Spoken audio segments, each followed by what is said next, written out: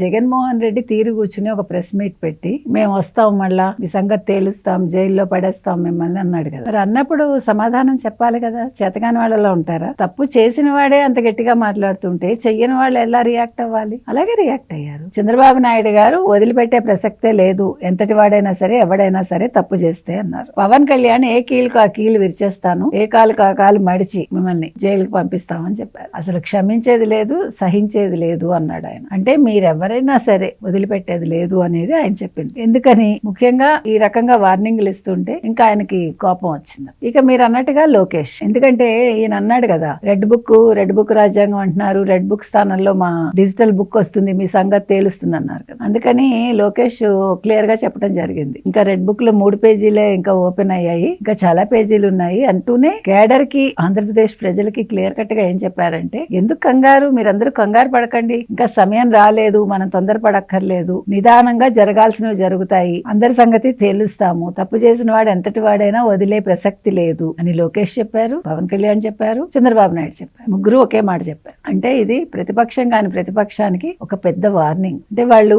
ఏమనుకుంటున్నారంటే 29లో ఈయన వస్తానంటున్నాడు కాబట్టి వచ్చేది ఎలాగా లేదు, కానీ ఆయన భ్రమల్లో ఉన్నాడు కాబట్టి ఆ భ్రమల్ని తొలగించాల్సిన బాధ్యత కూటమి ప్రభుత్వం మీద ఉంది కాబట్టి ఇవాళ చంద్రబాబు నాయుడు గారు ఆ మాట చెప్పడం జరిగింది.